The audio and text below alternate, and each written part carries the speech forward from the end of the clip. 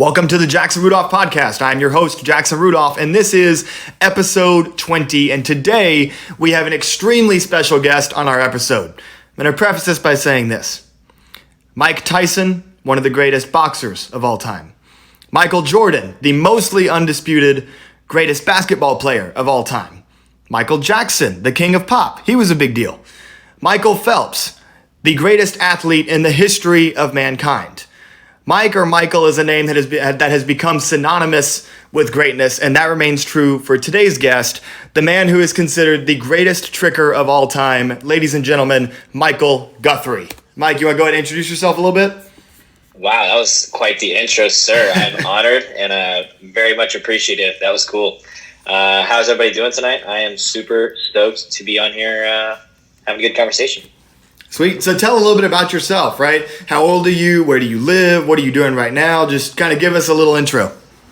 Okay, cool. So I'm 26 years old. I live in Kansas City, Kansas. And yes, that is different from Kansas City, Missouri. And it is only like 20 minutes away from each other. It's not that different. But yeah, Kansas City is a cool place. It's where all my family is, where I've grown up. We have a dojo here. All of my tricking, kind of brand company and people I train with are all here. So that's what has brought me back to here multiple times as home. Been tricking for 17 years, I think. 17 years this year, 18 years, something like that. Come up on it. And then doing martial arts for my whole life, because my dad had a karate school because his parents had a karate school. So it's been very much a generational thing. That's awesome. So, trickers in general come from a lot of different backgrounds. Martial arts is a big one because martial arts tricking, but, trickers now come from gymnastics, parkour, all that. So let's start with your martial arts story. How did you get started in martial arts specifically? You said it was a generational thing. Did your parents push you? Was it something you decided you wanted to do? How did that all come about? Oh, I definitely was pushed, but it was my grandparents had their school, my dad's parents. And then it shifted into my dad's school after they moved and, sold the business and stuff. He started his own. And I just kind of was always into it. As much as I can remember, I don't remember ever really. Everybody gets burnt out and needs needs a little time off, maybe from classes or whatever. But as far as the competitive nature, I just always wanted to be involved in martial arts and doing it, watching it, reading about it, just being involved in it overall has just always been natural. I can never think back, not even, we're talking as soon as I was born, I'm just in it. That's awesome. So when it comes to tricking, how did that get started? Was that just from, learning your first couple of creative martial arts techniques and it took off? Did somebody introduce you to it? How did tricking start for you? That was also through martial arts, actually. So we started to compete around. And then there was, and in the local tournaments and stuff. And there was a karate school that opened up not too far. It was on the same street as ours, just right up the street in this little small town. So we, as much as possible, tried to make it cool with them, because that's not cool to open up a school up the street from another school. But whatever. They're all really cool, and we're all really cool with them still. But they broke us into the sport karate world, and we started going to the local sport karate tournaments and seeing what that was all about. We didn't even compete at the first couple we went to. We just kind of went and watched just to see what that even is, because we were traditional taekwondo, which is just very different. Mm-hmm. So we saw what all that world was. Their karate school had a couple people come to our karate school and demonstrate to us chop punch, the point fighting system, and how they don't wear cloth fighting gear and stuff. It's all the foam tipped and different. It was all different. They introduced us to this new world.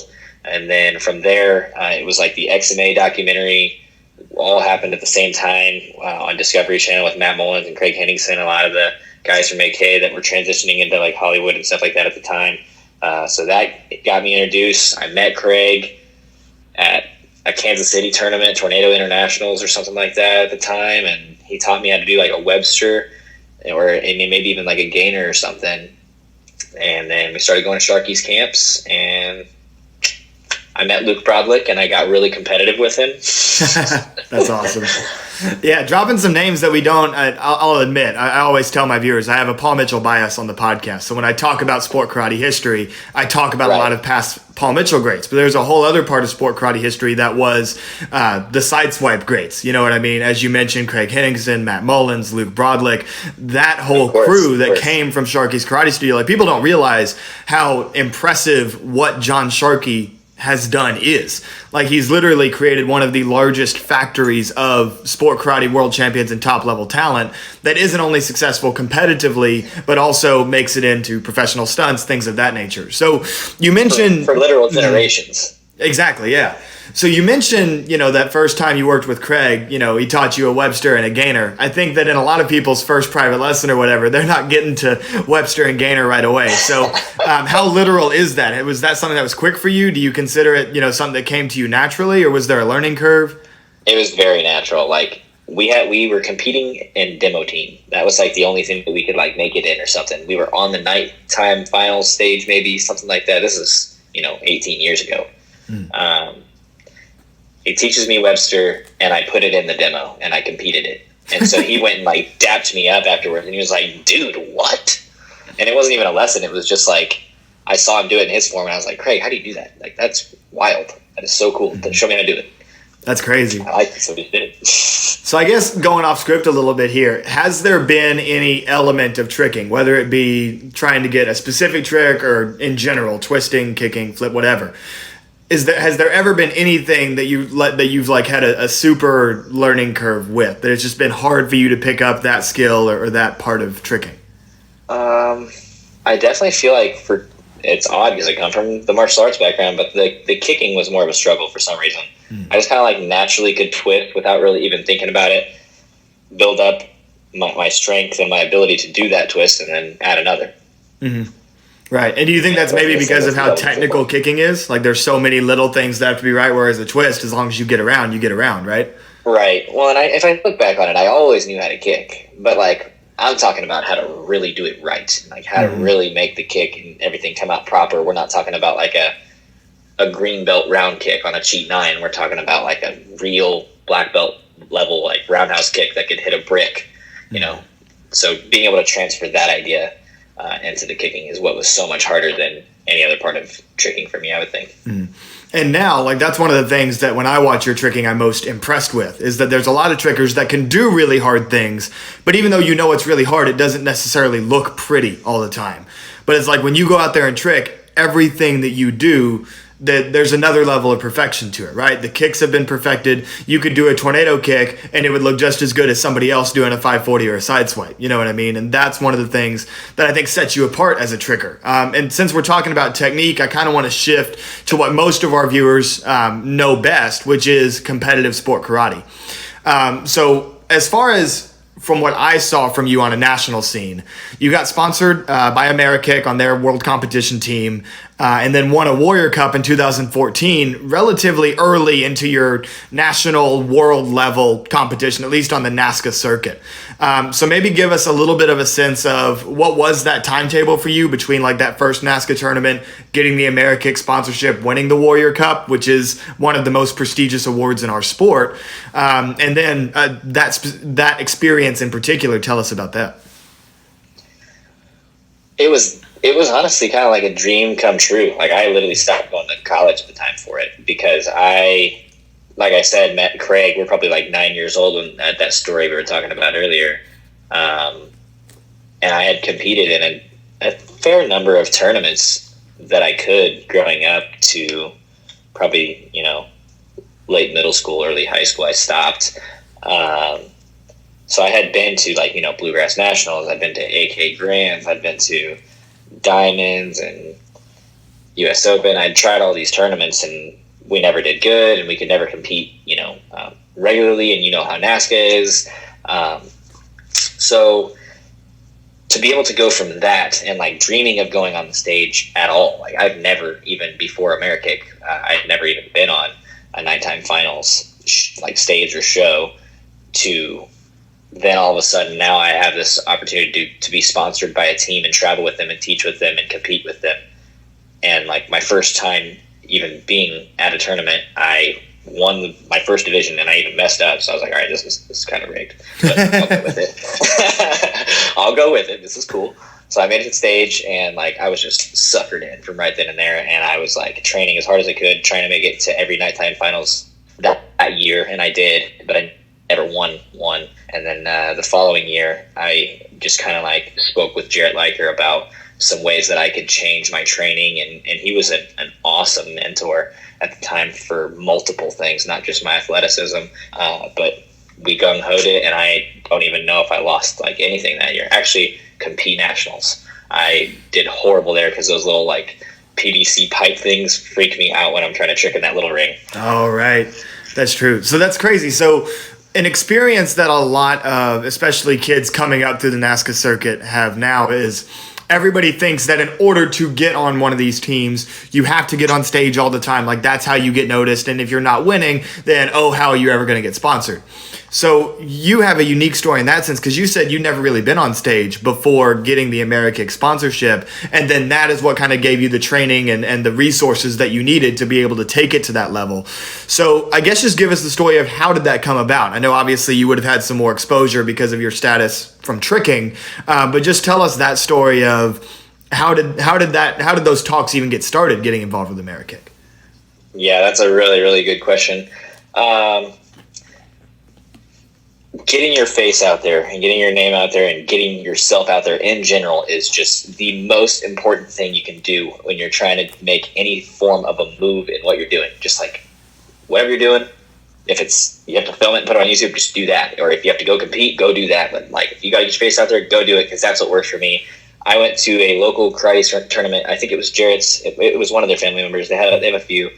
And I think I was just taking a buddy of mine, Daniel Schulte, because he was competing and helping and stuff like that. And then Jarrett was like, hey man, you should compete, because if you make it to the little finals, we're giving away some money. And I was like, okay, that sounds perfect. Yeah, I'll go for some money. So I went walking around the tournament for people that I knew, and I found Cheyenne Titus, if anybody knows her, and I borrowed her uniform and her belt. And I competed and made it to the next round. I don't even know if anybody was in the adult creative or extreme forms division like for the first round, so I like went pretty much straight to finals, I'm pretty sure. Competed and won, and Sensei Bob Liker came up to me afterwards and just said, like, he used to know me for a long time. That was the best he's ever seen me look, and he knows that I made my form up like right before I went. So like, with all that being said, let's have a good conversation. So I went to the Amerikick school in Overland Park, Kansas, and bam, I started working there, traveling with them, everything. That's awesome. That's an awesome story. And it just goes to show you how, and this is something that I've noticed in a lot of aspects of life, is about if you have something that makes you unique, that's what you should focus on taking advantage of. And that's true for, in your case, getting sponsored by a team, right? You had the tricking ability and the martial arts background to be able to walk into a tournament, make up a form right then, and because of that unique talent that you had, you were able to be successful, and that landed you a sponsorship. It's the same thing when you're applying to elite universities. Like, I'd obviously gotten to Stanford and going through the medical school application process right now, and the most important thing about those processes is showing the admissions committee why you are unique. And everybody has that, right? Because every single human is unique. Everybody has something that makes them special. So the moral of that story is that no matter what your goal is in life, you need to focus on what makes you unique, what makes you special, and that's what's ultimately going to lead you to success.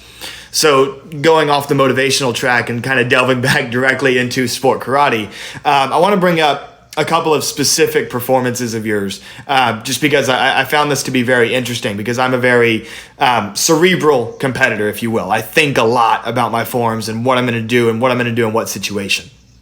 So I like that. I definitely, I feel like, noted that when I was competing in that area of time, with Amerikick, is just noting those extremely consistent competitors. Obviously, you being one of them, everybody knows that.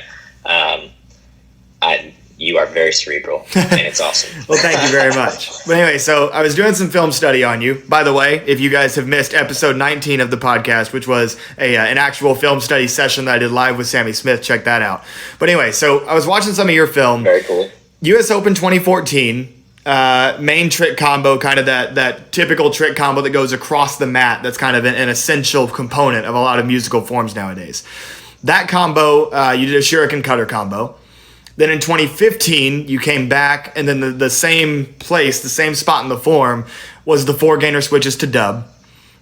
Both forms opened with full snapu, and the collection of those two forms and those tricking terms that I'm dropping there, just to give a layman's perspective, that's the highest level of tricking difficulty that has ever been done at the U.S. Open. Because I've watched the tape from all the way back in the mid-'90s when people were just starting to do backflips. No one has ever reached that level of difficulty in tricking at the U.S. Open. So my first question is, was that a goal of yours? Like, did you set out to be like, I want to do things people haven't done before in this realm? Or was that just part of what you thought gave you the best chance to win? What was the mindset as far as just throwing stuff that crazy? Definitely both. Like, my concept, even making my form before the season started, was always like, all right, let me watch the last, 2-3 seasons and see what everybody's got cooking, because that'll kind of tell me what they're ramping up for next season. Because I can see that progress, and it kind of gives me a chart or a graph to follow, visually at least, in some way. And I just kind of took my strong suits of stuff that I knew I could do, like in a parade on the concrete or something, any day of the week, and just tossed it in, and it worked out. And I just started training it in the dojo all the time on the puzzle mats, and it felt good. And those are the things that stuck. And I always knew that, the first year of the shuriken cutter, I think I just did one at a tournament for fun, and I think a judge was like, "Oh, that was really cool, do it again." So I was like, "Bet, that's going to my form." And then the gainer thing is, it's just everybody loves backflips. The typical thing. If you know someone can do some tricks, if you saw somebody do cheat 10, tornado, cheat 9, hook, 540 wrap 9, touch and raise shuriken cutter, the guy would be like, "Can you do a backflip?"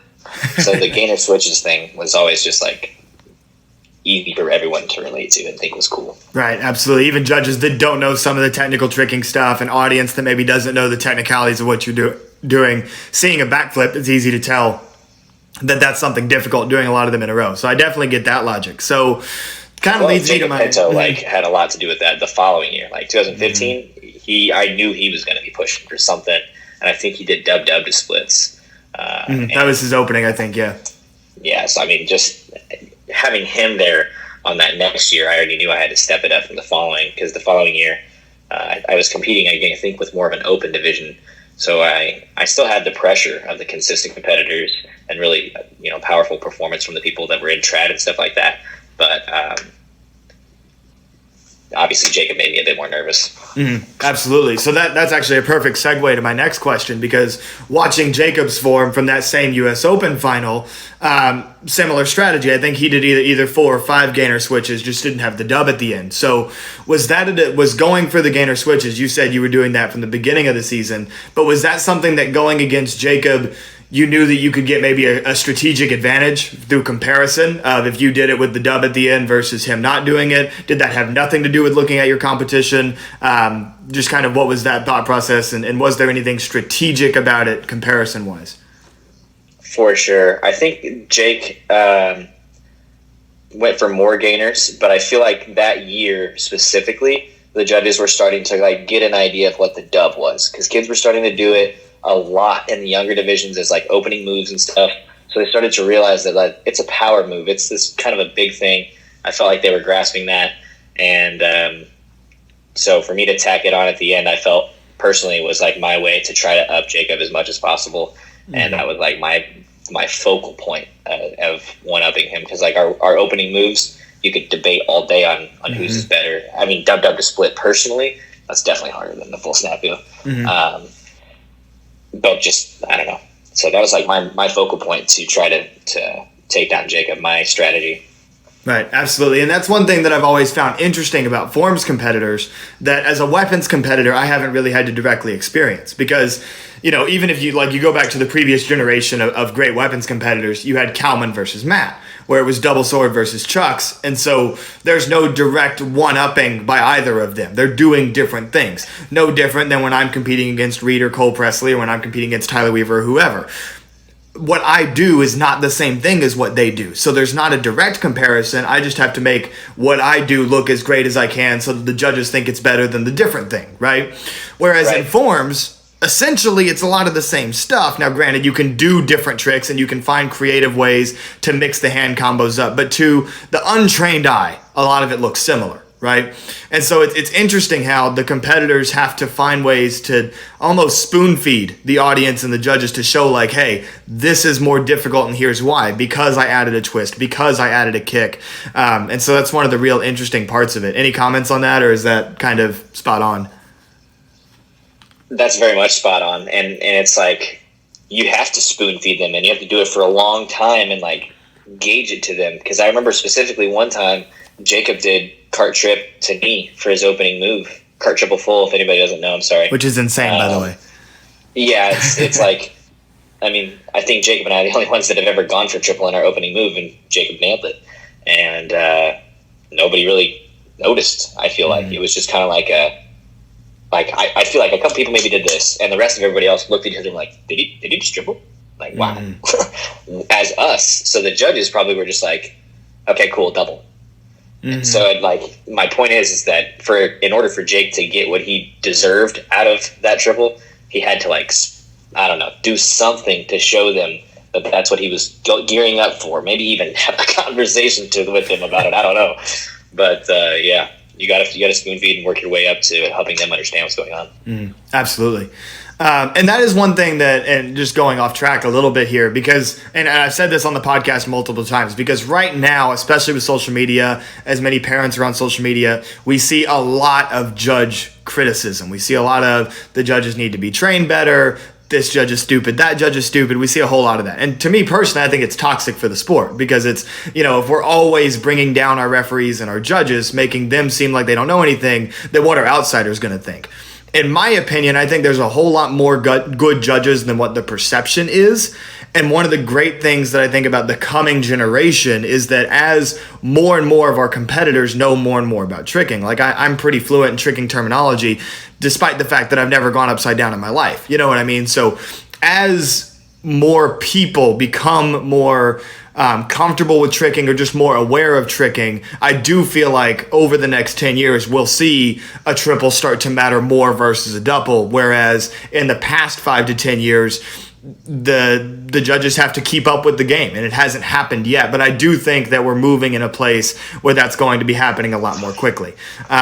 So anyway, kind of shifting gears here. One of the first episodes of my podcast, I compared point fighters in sport karate to basketball players because I'm a huge basketball fan, and I just loved the idea of doing that comparison.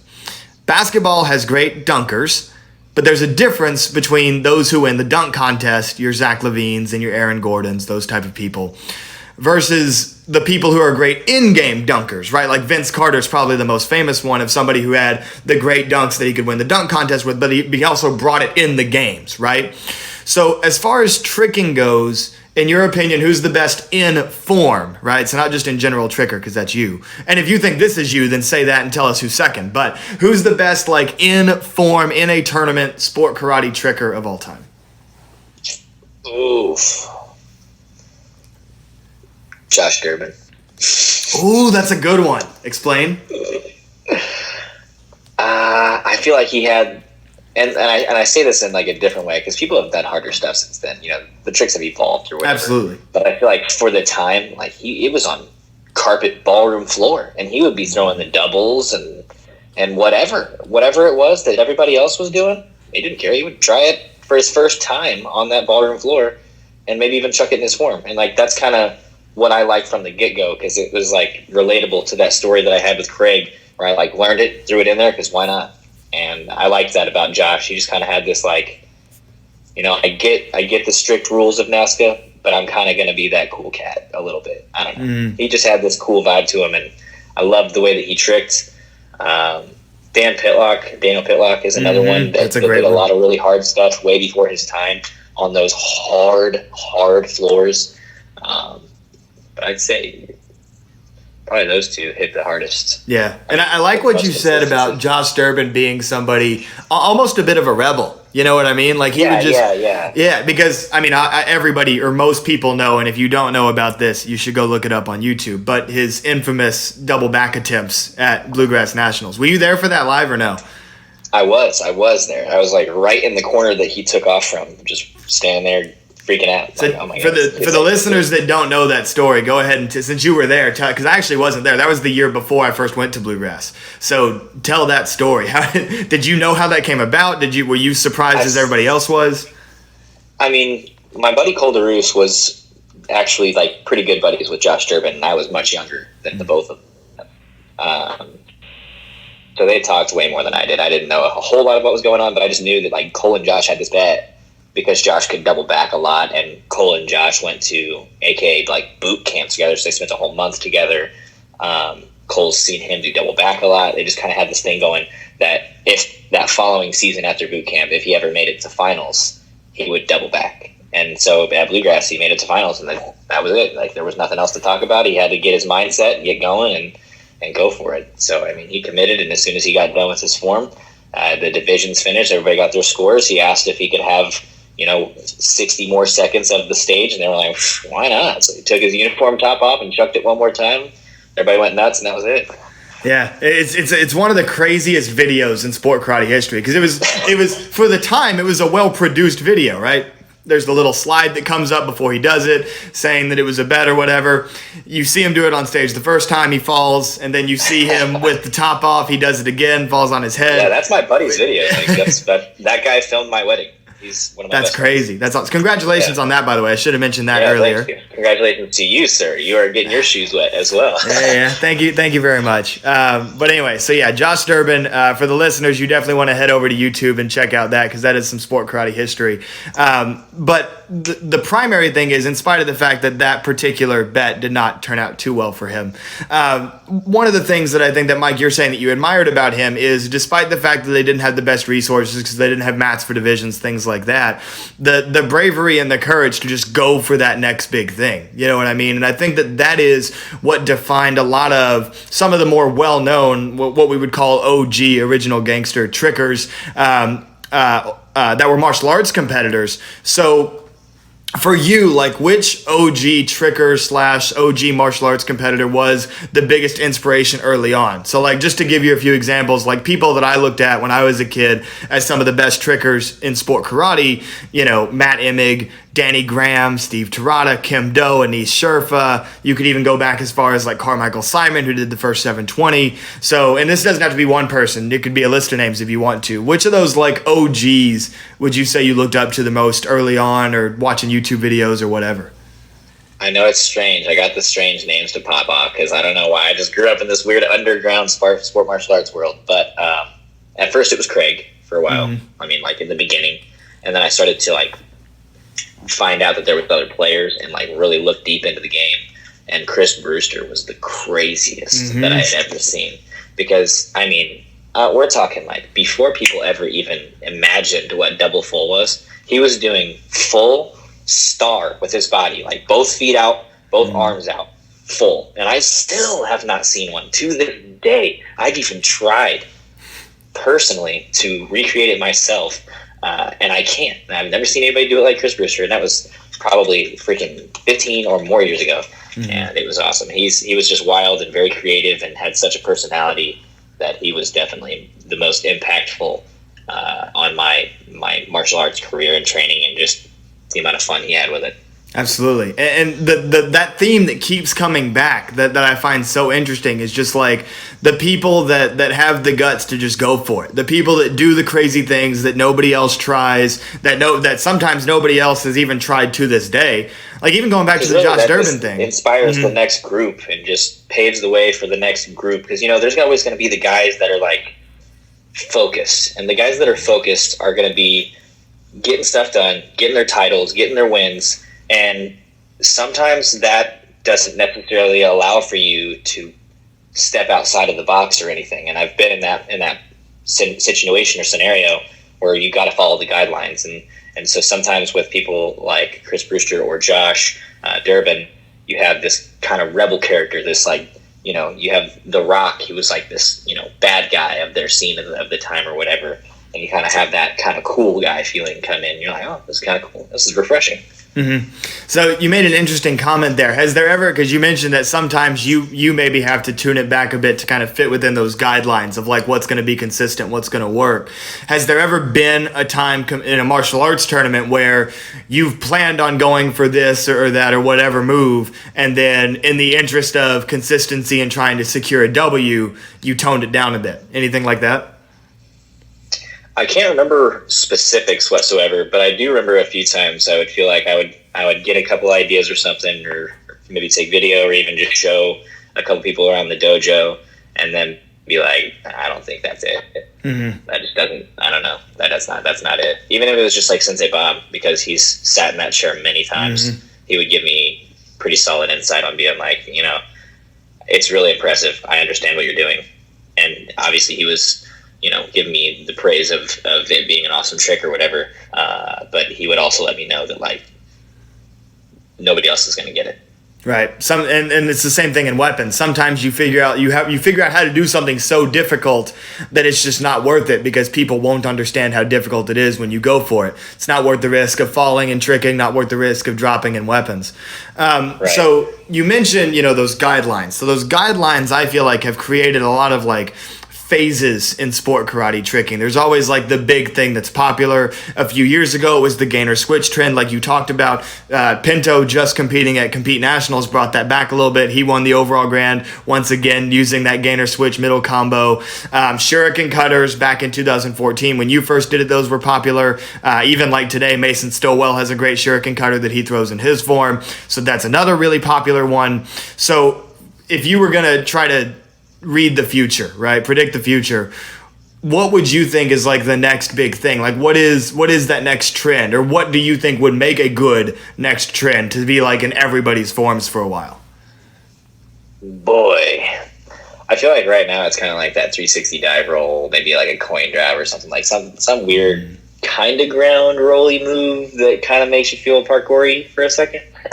Something like that. I don't know. Nothing specific too much, but I feel like the moves that are a bit more on the free running side, to where they're definitely not a martial art trick at all, that's going to give the judges that like whoa factor for just a second, but it also wasn't probably too hard for yourself.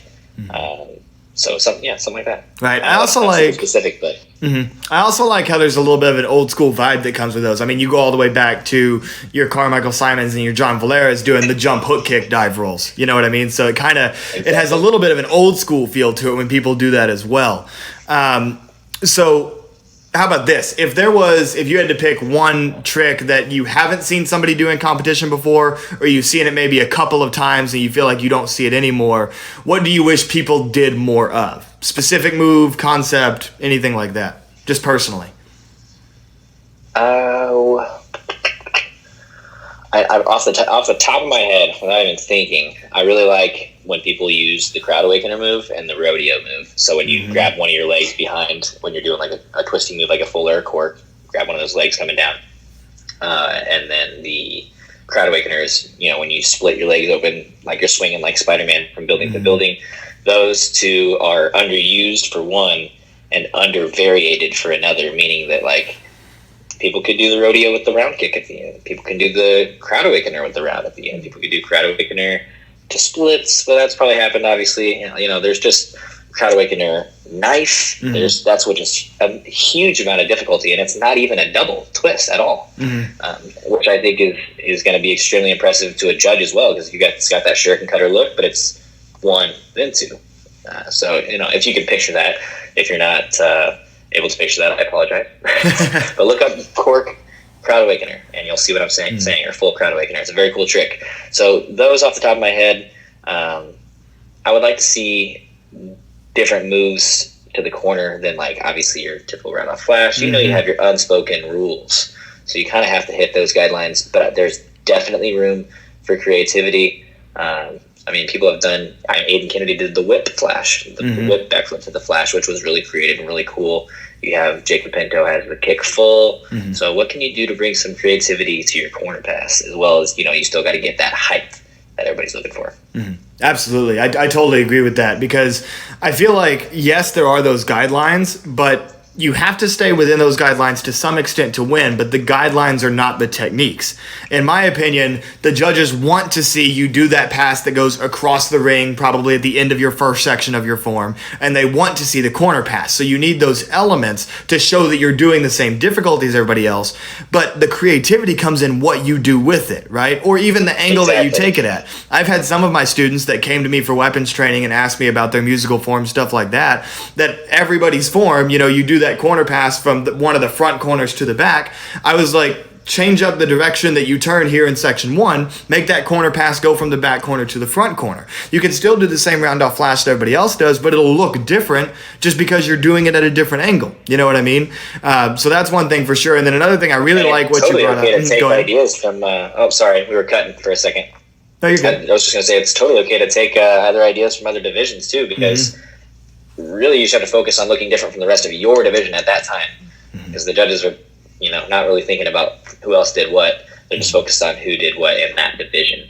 So watch your division. If everybody's going from left corner to front right corner, you should probably do the opposite.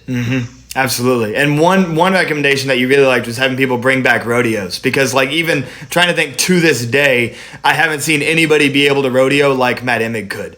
Like when Matt Emig did his rodeo variations, he had this style to it where he would land the trick, but he would stay on the landing leg and hold the rodeo for an extra rotation on the ground before going into his hand combo, which was so unique. I've seen others do rodeos, Micah Carnes, etc., but nobody do it like Matt. And that's the other thing is you got to put your own style on it, right? Right. Otherwise, I mean, everybody in your division can probably do. If you're in the adult extreme forms division, everybody that you're gunning for that top 3-5 places, just about everybody probably has a cork rodeo, so they might be able to combat you and put that in their form. But how are you going to put your seasoning, your flavor on it? Absolutely. So my next question is, do you think there's ever a limit to tricking in a form? Because for me, like, again, relating it to bow staff terms, because that's what I know best, right? The big trend in bow staff right now is who can throw the bow up and spin the most times before you catch it. In my opinion, I think that in a tournament, nobody will ever need to do more than 4.5, right? Because like the most that I've ever done in a tournament form is a triple. I've caught 4.5, not in a tournament, but the most I've ever done in a tournament is a triple, because I don't know how much more respect adding the fourth spin would get me. You know what I mean? Or even adding the behind the back catch. Exactly. I don't know if it would even be appreciated.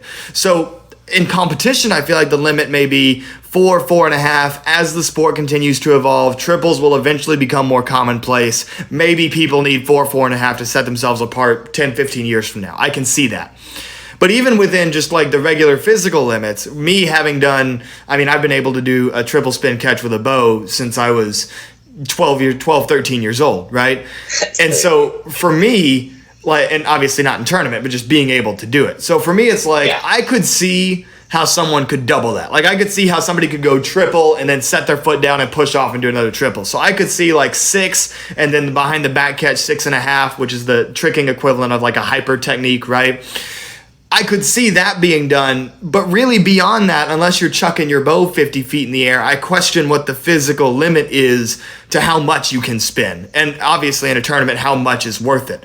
So for you, in reference to tricking, is there a limit competitively? Is there a physical limit when it comes to twisting that you think could be reached?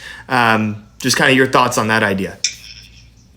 Well, I will say, starting off, that I was in an entire episode on Wired magazine about how many spins like the human limit can have. So there was like actual scientists and professors and stuff that looked into this and had conversations with myself and Alexander Anderson, another quad corker, and I'm sure they would have spoken with Jose had he had English down. But yeah, that episode goes deep into thinking like, 6 could be the limit, the absolute limit, especially for the one-footed corkscrew rather than the full, because, 5, I don't even think, 5 hasn't even happened. Mm-hmm. And if it has, it's done on like a trampoline or a rod floor or something. It's never happened on a floor. And like the closest is some Japanese dude named Kenzo, I think, from Japan gymnastics team, whatever. He's done round up back handspring 4.5 punch front or something. Mm-hmm. So we're talking years and years and years and years and years and years, developing skills and techniques through the Olympics to have that ability, because that's an Olympic level skill, a quadruple twisting backflip, much less and a half. And then you've got people like Shosei trying it into a pit with his little springy rod floor thing. It's like, wow, that's crazy. I have no idea how old he is. I think he's like 14, 15 or something. Right. And, you know, I feel like I'm still not even done yet. I've still got room for improvement. I feel like I can still get a lot better. So, I mean, that tells me a lot about that kid. He could probably hit the 6. You never know. But the physical limit, I'm thinking 6. The competitive limit, I personally never see it going above a triple. I mean, unless they put in a spring floor or something and kids really start getting ridiculous and like antsy and wanting to prove something to each other. But outside of that, I think that it's always going to be triples the top. Right. And I think a lot of people don't think about how much the spring floor necessarily helps a swing trick like a cork, triple cork, etc. Because when you watch it visually, it looks like more just the leg swinging than using the springs. But would you say that helps a significant amount? Just, I know trickers probably know because they do it. But for those of us that aren't trickers, kind of explain how much the spring floor has an impact on swing tricks. I mean, swing trick, I mean, it also depends on the floor, because you have like cheer floors, you have gymnastics floors, you have like Adrenaline Worldwide floors where there is no carpet on the top. There's so many different aspects and variables that can go into a floor that it makes me think, like, okay, this is a kicking floor to me. This is a swinging floor, punching floor, popping floor. So I get different variables for different floors. The number one thing that I would say, like, why I would recommend a spring floor come in, or why I've even brought up the idea of a spring floor, is that my main time of competing, especially on a consistent level, was as an adult. And as an adult, I was going to these tournaments teaching private lessons as much as possible. So I was standing up as much as possible, as I didn't want to really sit down through those. You know, traveling is exhausting. Hanging out with your friends when you're done, so you're staying up late, so your sleep schedule's trash. You're not. I don't eat very well when I'm nervous and stuff like that. So I'm socializing, not eating my regular amount of meals every day, calories and carbs. So there's all of those variables put in.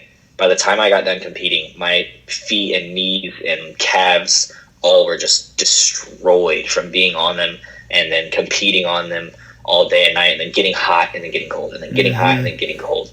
That the spring floor in general, even if it was just a basic one with the pulse mats over it, like you've seen at some of the AKA tournaments, that would just be game changer for the recovery, or even the ability to keep it going, because you're not taking that insane impact on that concrete floor under the little like half-inch.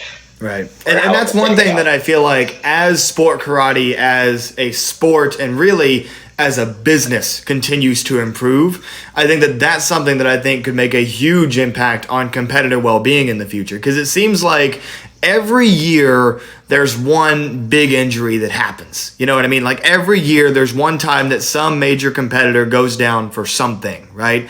And I feel like we could reduce the risk of that so much once sport karate makes it. And I firmly believe that it'll happen one day. And maybe I'm naive to think that.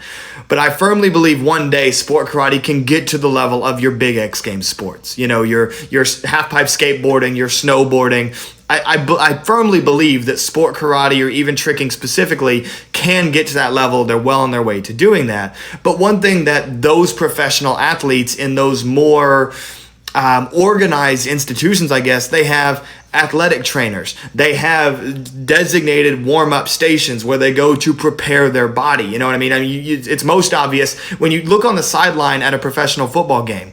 There's an entire medical staff. There's a tent where treatment can go on. They have every resource that they could ever need to make sure their body is ready to go out and put that much stress on it. And a lot of the things that trickers do specifically, you know, if you're swinging off your left knee or whatever, the stress that goes on that left knee is significantly more than what a basketball player ever experiences, or any other professional sport.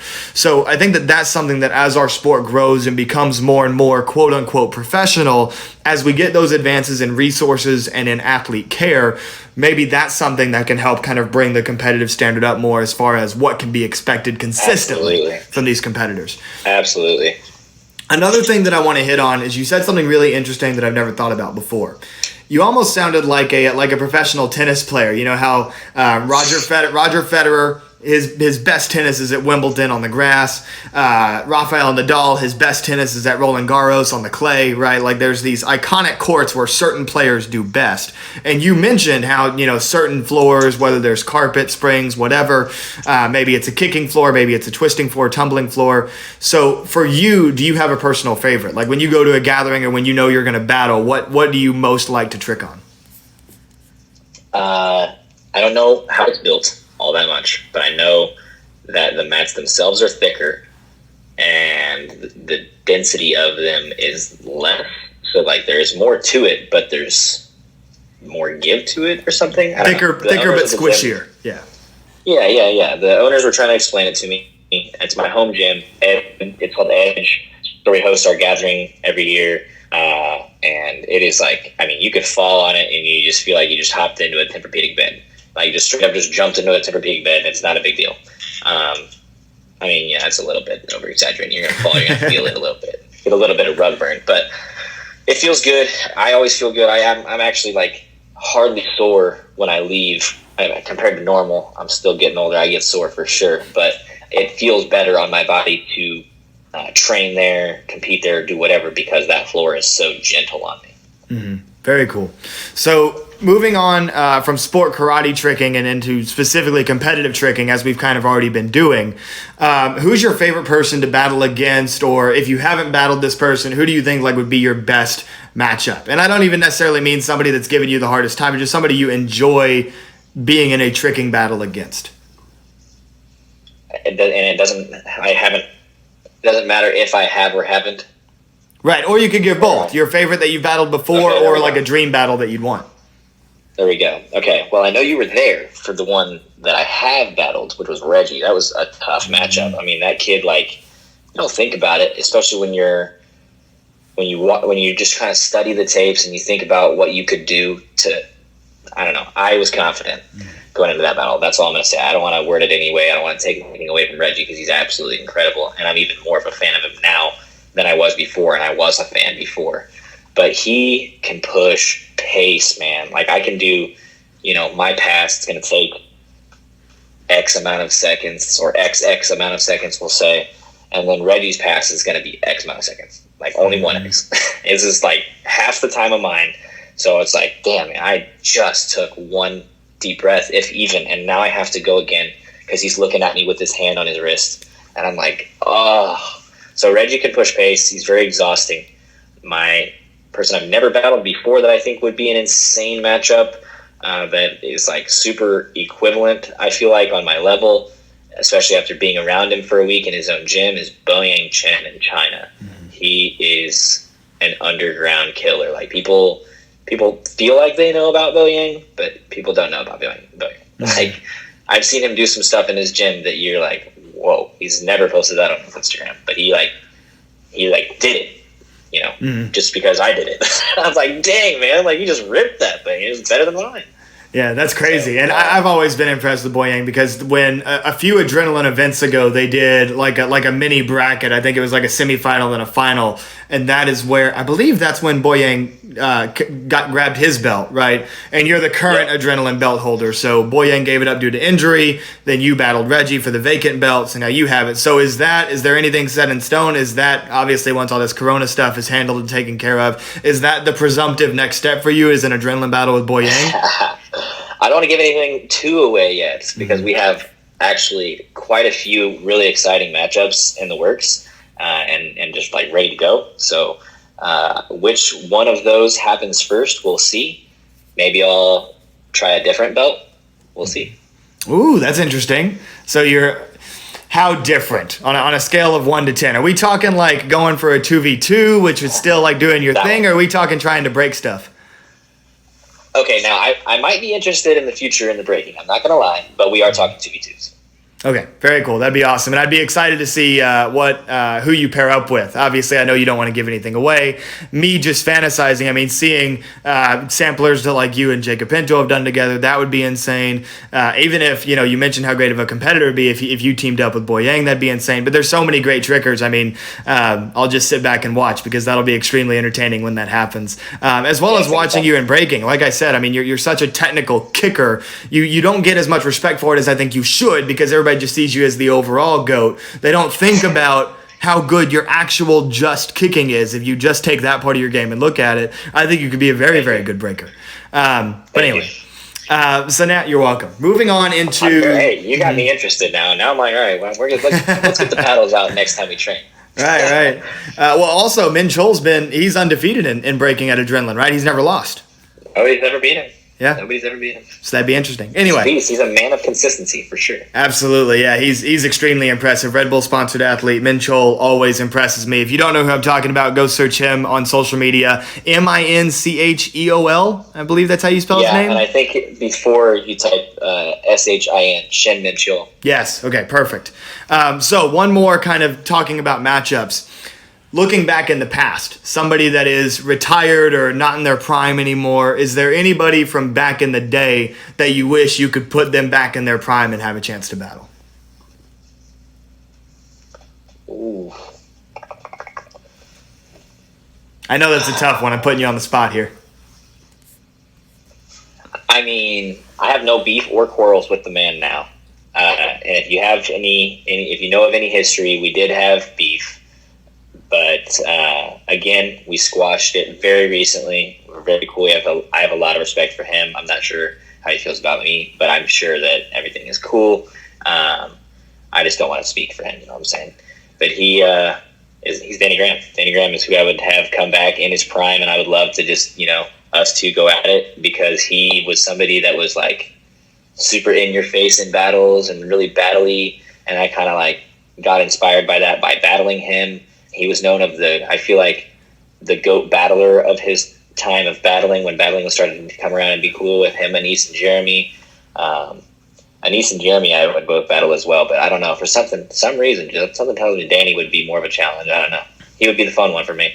Absolutely. All those guys, incredible trickers. I actually didn't know any of that history with Danny about how there had ever been any beef, but it's good to know that you guys have resolved those issues. Silly tricking battle drama beef, like light stupid stuff. I would run my mouth or something being the kid I was at the time, being cocky. I apologize. Everything's cool, but a lot of respect for Danny. I think it'd be super sick to battle him at the time. I think that would be a really hype battle given, maybe the beef at the time or something. Because you get a little more of that story in there, I feel like, or something like that. So absolutely, that was one of and as many people know, I've kind of stepped away from the weapons battling. I support what Adrenaline does. I think they're a great company. I think they're doing great things for the sport. But I've stepped away from battling largely because of the environment. I didn't like the buildup of person A versus person B. I didn't like the toxicity is a strong word, but I felt like at times it could become toxic. It could endanger friendships, things like that. And that wasn't the only reason that I don't really do weapons battles anymore. I wanted to focus more on, competing. I wanted to focus more on NASCA competition and what I am most known for and what is my life and what is my passion. So there's a lot of different reasons that I'm not battling as much anymore. But for you, as somebody that has battled your whole life and still actively battles, how do you balance that? Because, I know that most of the people that you battle are people that you're friends with. And this is one thing that I want, a lot of the kids listening that want to battle, and when they watch the YouTube videos and they want to, I want them to understand is that, like me personally, I didn't have a problem being a friend, but also being a competitor in the ring. I just didn't like having to put on that face and be that competitor in the ring, which is why I stepped away from it. I did it. I would showboat and I would be in people's face because I knew that that's what it would take to win a battle, but it just wasn't me, and that's part of what I didn't like about it. So for you, how do you find that balance? And for the kids listening that want to battle one day and want to find that balance, how have you done that? I think it all just boils down to a matter of it's not at all personal. Like I don't even see the facial features once we step into the time of like it's time to dap up and go at each other. You're a silhouette of my opponent, and I have to watch your tricks and prove to you so that you can mentally shut down. and then prove to the judges so that they can see that I'm physically better, that I was better, and that I can get chosen, and whatever I have to do to demonstrate that or illustrate that, that has to be done. And if I have to like tell my homie before, or if it's not my homie or whatever, like, hey, this is all in good show. This is all about having a good time. I have no problem with you. I just want to let you know that ahead of time, but let's have a good time. And I don't know. It's like a friendly way of me saying, I'm going to taunt you for sure. Absolutely. And also after the battle, like that's one of the things that really made me respect you the most was your interview after your battle against Reggie, when immediately you let everybody know, hey, I have a ton of respect for this guy. Anything that happened in the battle was just a battle. I hope we get to do this again. To that type of message at the end of a battle is what kind of draws that line and shows like battle's over and now that's over. You know what I mean? And that's something that I really respect and appreciate. But now I want to shift to... Yeah, I mean, even through our language barrier and everything, like we still show each other love on our Instagrams and whatnot. So nothing but respect to Reggie and any other athlete I've battled. Mm-hmm. Absolutely. So last topic here, because I know we're getting a little long-winded on the podcast, but so being the best trigger in the world has led to some incredible opportunities for you. You mentioned the Wired article that you got to do. I saw recently a campaign with Adidas coming out that featured several triggers, and you were one of them at Jam. You were a performer in Cobb by Cirque du Soleil. These are all just crazy, awesome opportunities that a lot of sport martial arts competitors dream of having those chances, those opportunities to participate in those things. So just tell us a little bit about that experience and what's next for you. What do you want to do in the future? Is it more cool stuff like that? Do you plan on settling down to something more quote unquote normal? Like what is, tell us first about those cool experiences, but also take that into your future plans. Those experiences were insane. Absolutely incredible. The Wired guys were so chill, and that was unlike any experience I've ever been a part of, especially because there was just so many other talks and conversations happening, between this professor here and plugging him in with Alexander Anderson. And I feel like maybe even more involved because I knew I was in those conversations. I was more involved because I was plugged in with McGuire, who was helping narrate, my filmings and my interviews and Alexander's, and kind of helping narrate this whole thing with me, because they had reached out to me, and we kind of like all got plugged in and trying to make this a thing. So that was awesome. The Adidas was incredible. Kyle Cordova, shout out to Kyle Cordova. Everybody should know who that is. He competed on the circuit. So if you don't know who he is, go do your homework. Mr. Vulture. He got that plug in for everybody. He brought Adidas into the tricking scene. And I mean, now there's even talks or rumors of Adidas. I'm sure you've even seen them. Adidas, they all have those like soccer pants that everybody wears on Nazca with the 3 stripes. Classic, the Taros or whatever I think they're called. Mm-hmm. Everybody has a pair if they do CMX or something, you know what I'm saying? They were talking about at the gathering that they would be interested in making like a specific tricking pant. So I mean, like that's game changing. Like things are starting to actually be revolved around it, because the original pants are a soccer pant. So I mean, clothing is clothing, but it's cool to have that label and it be made, specifically. Maybe it doesn't have the zipper on the ankles because triggers fall, and like that sucks. It actually hurts. You don't want to wear zippers on your ankles. So there's just small details that could go into those Adidas pants that would mean a lot to triggers in small ways. I did a couple of other experiences that I would love to talk about right now, but I don't know when they're coming out. I signed an NDA and I can talk about it when they come out, but they were insanely awesome. And it was like a green screen setting. So I was in a full green screen type room doing stuff that I have no idea what it will look like once they edit it, but I'm sure it will look really cool. I don't even know if I can say that, but I just did. So segueing into the next thing, really all I've been up to is working with Adrenaline Worldwide and, just making tutorials, making samplers, battling, putting out content with them, and traveling, teaching seminars, just trying to spread tricking as much as possible and make it a professional sport that people, if they so want to, can, go to your local park and there be a spot to trick, just like there is a spot to play basketball. And as well as you could go for pro and make a livable wage off of it if you so dream to. That's awesome, man. That's an awesome message. And that's one thing that I'm all about. My primary sport is sport karate. And that's always one of my messages, is trying to grow the sport and turn it into something big, and do the things to get those resources and get those opportunities to make it something that's accessible to everybody, and to make it so that the people that do become that best of the best have that opportunity to make it their livelihood, like a basketball player would, or like a professional snowboarder would. And so the fact that you want to do that for tricking, something that I got a lot of respect for, and I wish you the best on that journey, man. Thank you, sir. Thank you, sir. I appreciate it. Yeah, I see that you're on the same page. I mean, we're both kind of focused on that in the same world, so it's really cool to be able to relate with you. You're on the sport karate scene, me in the tricking scene, just kind of like head and head. I feel like every now and then, this is a strange comparison, so forgive me, but I just feel like every now and then I'm looking over to my right and I just see Jackson Rudolph head and head with me, but he's just in a different world, and we're doing our own thing, but we're still neck and neck crossing the finish lines over and over. That's awesome, man, and thank you very much, because that's really high praise coming from you. I am going to go ahead and mute you real quick unless you have any final words. Anything else you want to say to our audience? We're good. Thank you for this, man. Cool, absolutely. Thank you so much. I do want you to stay on. I'm going to mute you just so I can do the little outro here, but stay on, because I want to make sure I say goodbye to you as well.